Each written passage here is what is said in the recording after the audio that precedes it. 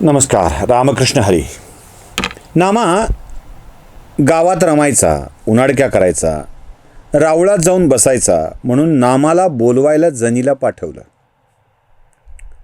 जनी त्याला शोधत गेली आणि भटकत बसली. शेवटी विठ्ठलाला शिव्या घातल्या आणि विठ्ठलाला शिव्या घालून जनी वापस आली.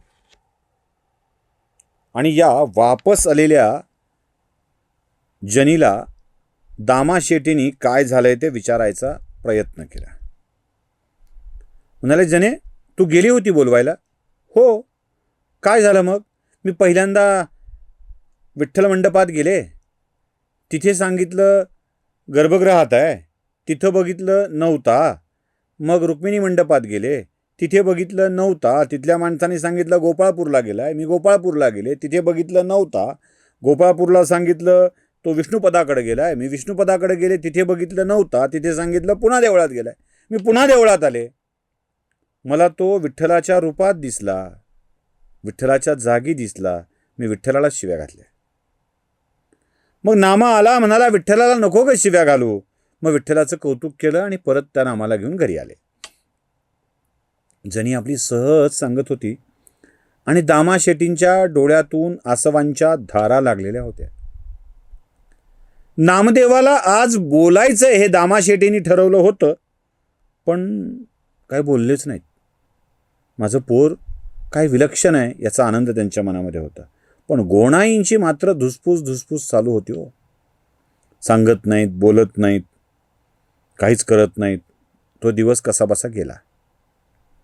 नामा रोज सकाळी उठायचा, पंढरपुरात रमायचा, खेळायचा, अधूनमधून आजूबाजूच्या गावात सुद्धा जायचा. निघाला विठ्ठल विठ्ठल विठ्ठलचा जयघोष करत निघाला. बसेल तिथे भजनाला सुरू करायचं, आपले अभंग गायचे. टाळ लागत नव्हता, मृदुंग लागत नव्हता, चिपळ्या लागत नव्हत्या, काही नाही. मुखातून भजनं बाहेर पडावीत आणि लोकांनी टाळ्या वाजवून ताल धरावा, एवढंच.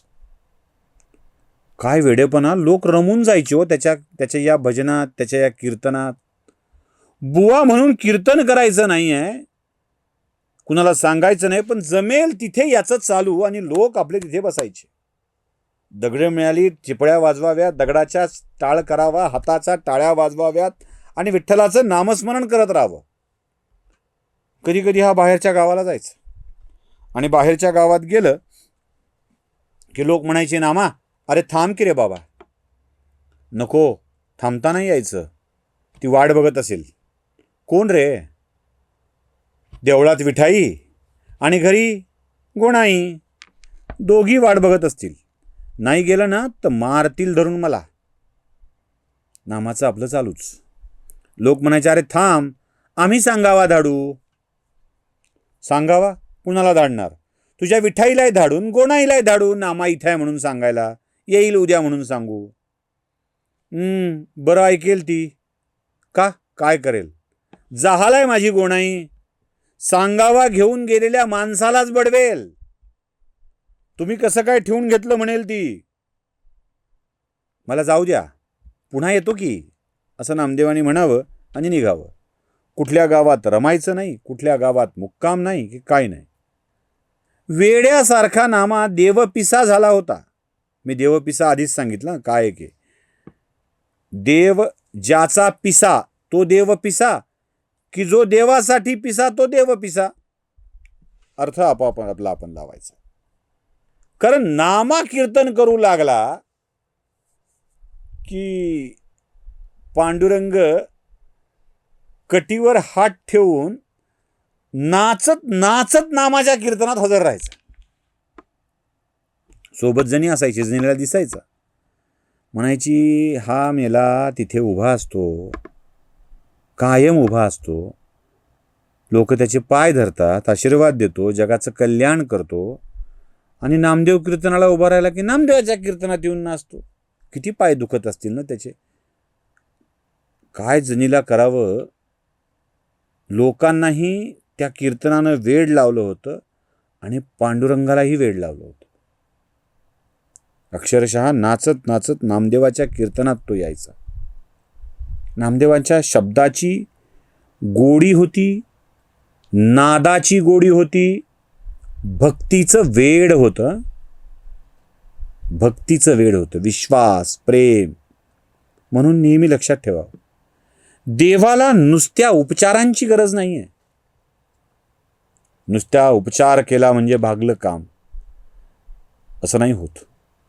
आम्ही खूप छान पूजेचं साहित्य आणलं होतं, सुंदर पूजा साहित्याने देवाची पूजा केली आहे, सगळं उंचीचं आहे, नाही जमत.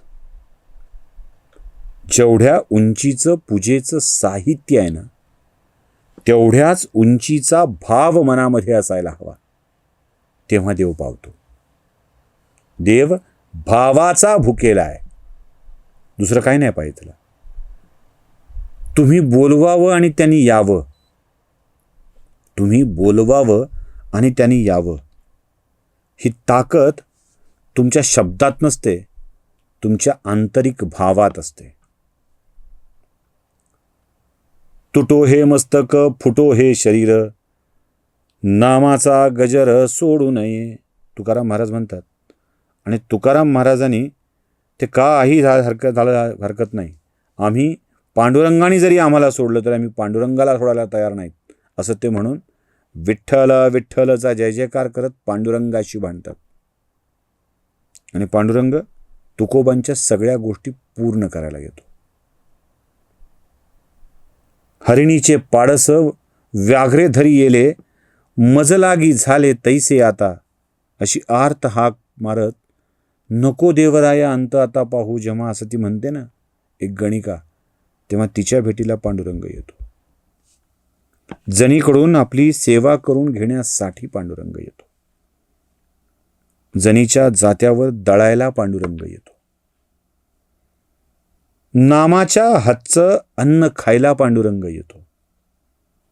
ज्ञानदेवांना समाधिस्थ करून हाताला हातात घेऊन समाधीत न्यायला पांडुरंग येतो. पांडुरंग येतो. मनात तेवढा भाव असायला हवा. गावोगावी कीर्तन करणारा नामा इतका रंगून जायचा, इतका रंगून जायचा की पांडुरंगाला तिथे यावंच लागायचं.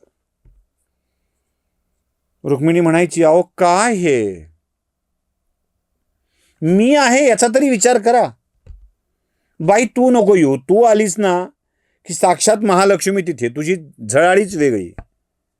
लोक तुझ्याकडे बघतील आणि मला माझ्या नाम्याला बघत बसायचं आहे. एका कोपऱ्यात उभं राहून पांडुरंगाने नाम्याचं कीर्तन ऐकावं. आपल्याच नावाचा गजर आपल्याच भक्ताच्या तोंडून ऐकताना काय देहभान हरवतं, पांडुरंगाचं देहभान हरवतं. कसला देव आहे हा, स्वतःची स्तुती स्वतःच्या भक्ताच्या तोंडून ऐकायला इतकी आवडते की देहभान विसरून तो नाचायला लागतो. बायकोचा विसर पडतो, बायकोचा विसर पडतो. म्हणून तर रुक्मिणीला वेगळं मंदिर करून दिलं पांडुरंगानं. हे माझे फार विचित्र आहेत, ते येतात बोलत बसतात, त्यांच्यासाठी काही करावं लागतं. तू बाई आपली तिकडे बाजूला थांब. प्रत्यक्ष पत्नीलाही विलग करून भक्तांच्यासाठी कधी स्त्री होतो कधी पुरुष होतो. हा एकमेव देव आहे. धोतर घालून पुरुषाच्या वेशात स्वतःला विठाई म्हणून घेतो. आई म्हणतात त्याला, कारण गावात नामदेवाला लोक विचारायचे ना, तू नेमका कोणाचा रे नामा, विठाईचा की गोणाईचा? बघा, नेमका कोणाचा रे नामा, विठाईचा की गोणाईचा? नामा म्हणायचा दोघींचा आहे. आधी विठाईचा मग गोणाईचा, आधी विठाईचा मग गोणाईचा. आणि माझ्या दोन्ही आई फार विचित्र आहेत बरं का. मी दूर राहणार आहे हे कळल्याबरोबर दोन्ही चिडतात आणि तुम्हाला रागवतील. नका जाऊ द्या, मला जाऊ द्या म्हणायचा, कीर्तन सुरू करायचं आणि विठाईला चक्क आपल्याजवळ बोलवायचं. नामदेवाचं कीर्तन चालूच आहे. आणि नामदेवाच्या आईच्या मनामध्ये मात्र या सगळ्या प्रकारांनी चिंता वाढू लागलेली आहे. वडील बोलत नाहीत, आईची चिंता वाढते आहे. काहीतरी निर्णय घ्यायला हवा यासाठी गोणाईनं आज वडिलांशी पक्क बोलायचं ठरवलंय. गोणाई काय बोलतेय, काय अवस्था येते दामा शेट्टींची, ते बघूया पुढच्या भागात. नमस्कार.